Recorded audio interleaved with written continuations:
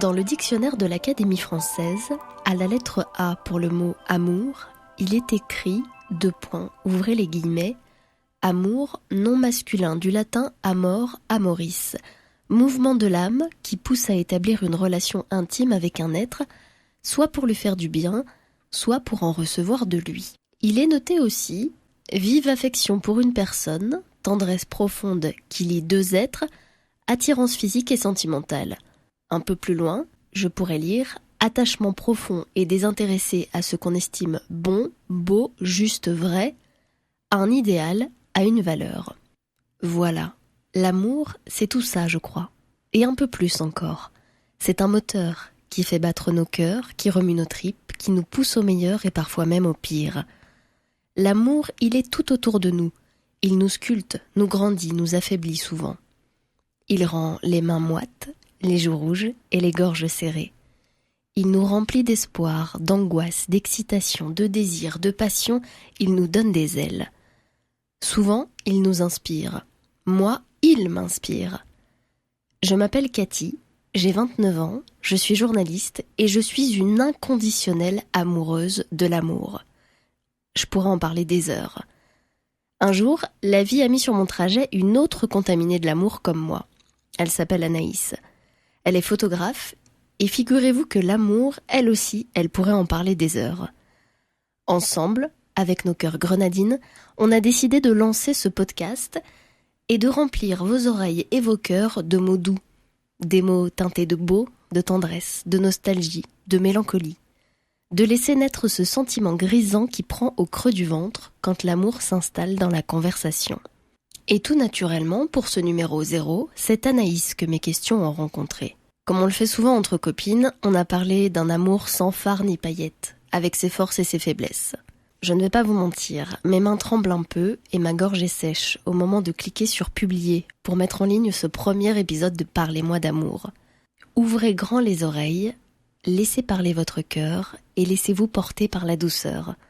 Bienvenue, installez-vous, ça va commencer. Alors l'amour en 3 mots, et pourquoi ? Je dirais bienveillance, parce que je pense que c'est important dans un couple, ou même avec ses amis, d'apporter une bienveillance quand on n'en a pas avec soi. Des fois, c'est pas mal aussi. Et puis que ça soit... Attends, je vais réfléchir un peu plus. J'avais ce premier mot, je voudrais que... Il y a une partie du don de soi et recevoir aussi. Je sais pas comment traduire ça en un mot, donc voilà, t'as l'idée. Et puis aussi se faire grandir aussi. L'idée de grandir ensemble, d'évoluer ensemble, ouais. J'aimais bien, c'est ça. Et l'amour, c'est quoi du coup ? C'est un sentiment, c'est des émotions, c'est beaucoup de choses. Ça fait déplacer des montagnes. Je pense que c'est assez difficile à donner une définition. On aurait pu regarder avant de faire le podcast. J'ai rien regardé. On ira regarder, ouais. Voilà, je pense que ça, depuis toujours, ça fait toujours écrire dessus, jouer dessus. Enfin, c'est universel aussi, surtout. T'es amoureuse en ce moment ? Non. Tu te rappelles de la première fois que t'es tombée amoureuse ? Eh ben non. J'étais vraiment petite, je pense. Où j'ai des souvenirs que j'admirais certains garçons, mais jamais de... Voilà, j'étais contente de les apercevoir. Je crois que c'était ça mes plus grands souvenirs. Et la fois où tu t'en rappelles, ça date de quand ? Primaire, ouais. Enfin élémentaire, ouais. J'avais quoi ? Peut-être 9-10 ans. Mais il était plus âgé. Moi, je regarde toujours les gens plus âgés. Ça n'a pas changé. Ton premier chagrin d'amour, tu t'en rappelles ? Ouais, ou déception, que ça se passe pas comme on l'attend, je pense. Ton remède à l'amour, c'est quoi ?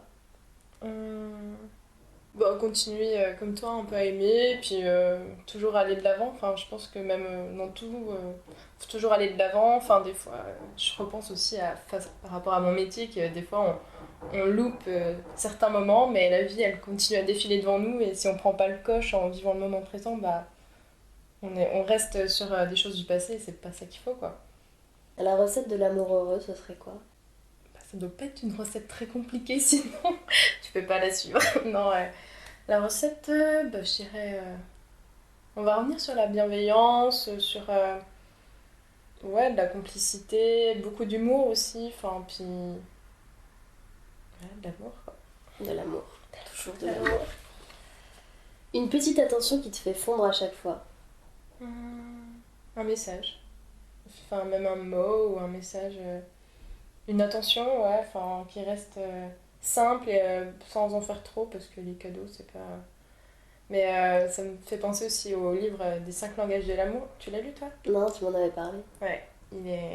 T'as les cadeaux, les paroles, t'as les compliments. Ouais, mais je pense que c'est vraiment une attention plus des moments partagés aussi. Moi, j'aime bien.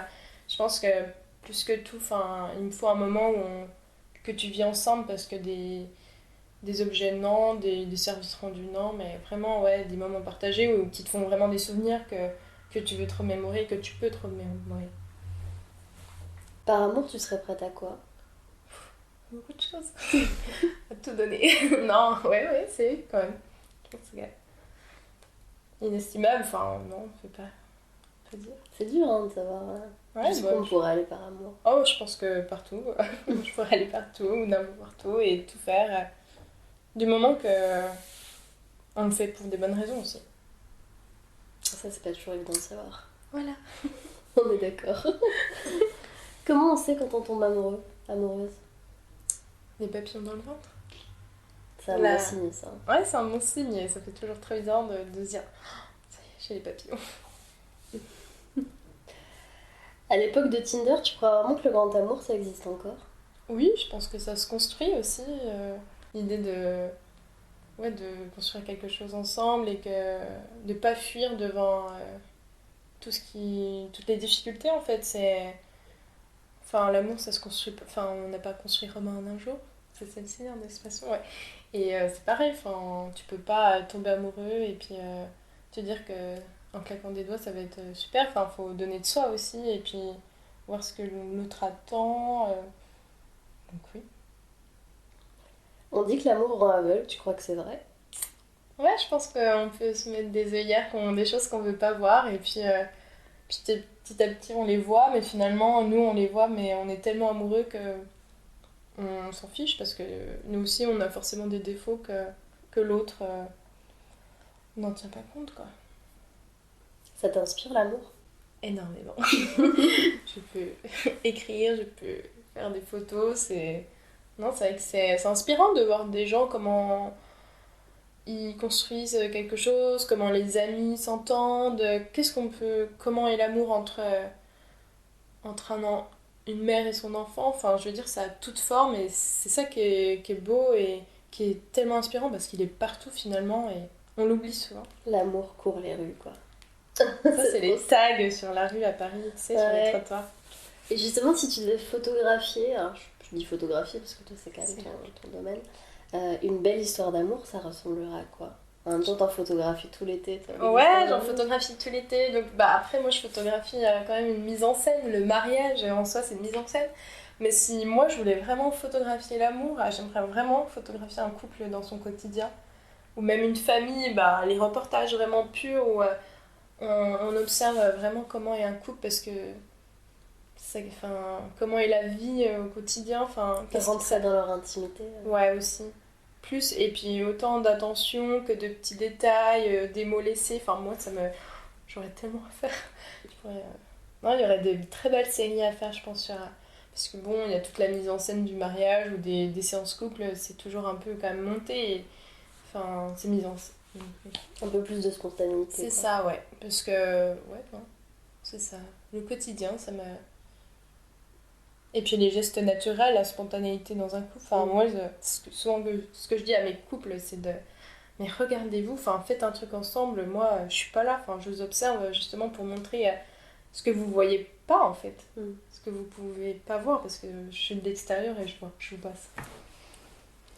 Le prince charmant, le côté ils se marièrent et vécurent ensemble toute leur vie, t'y crois, toi? Bah, absolument, si on y travaille. Je pense que c'est pas du gâteau, mais il y a moyen que. Il y en a à qui ça arrive quand je rencontre les grands-parents de mes mariés et tout. C'est chouette d'entendre. Ça fait 60 ans, ça fait tant de temps qu'on est ensemble et aujourd'hui, ils nous disent oui, ça n'existe plus. Moi, je pense que ça existe si on s'en donne les moyens, si on le veut. Ça fait quoi d'être amoureux, amoureuse? On perd pied.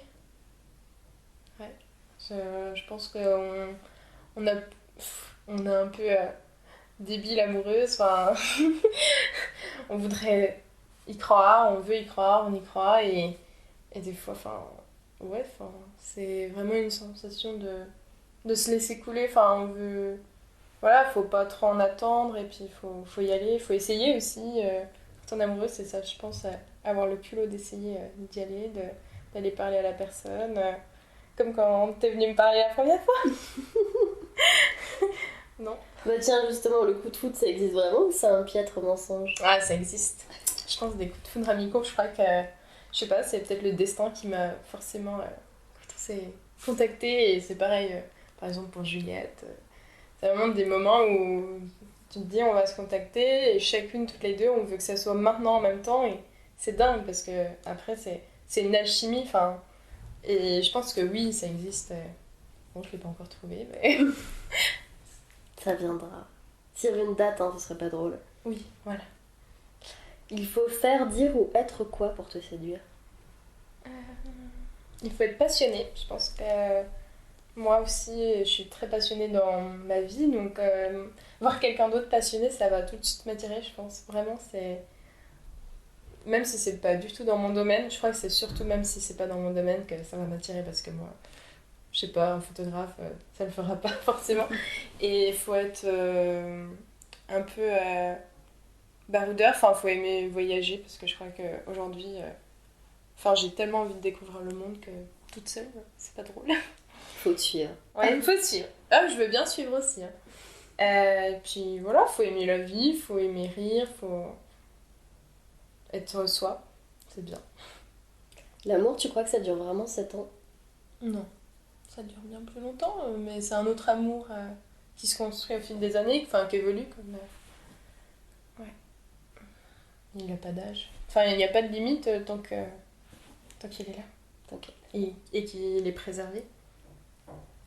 On peut tomber plusieurs fois amoureux d'une même personne ou de personnes différentes, à ton avis? Bon, oui, on peut.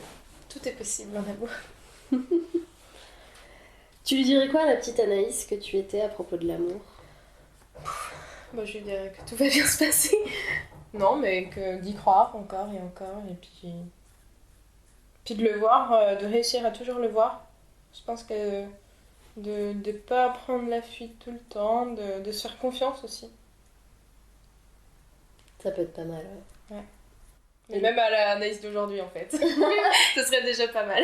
Ouais, mais il y a encore une partie de toi, de la petite Anaïs en toi, hein. Ah bah, c'est sûr. Et le mot de la fin de tout ça, ce serait quoi? Et bah, ouvre les yeux. Je suis là. Pour une photographe, c'est pas mal. Voilà. Ok, merci Anaïs. Ouais. Et oui, c'est déjà fini.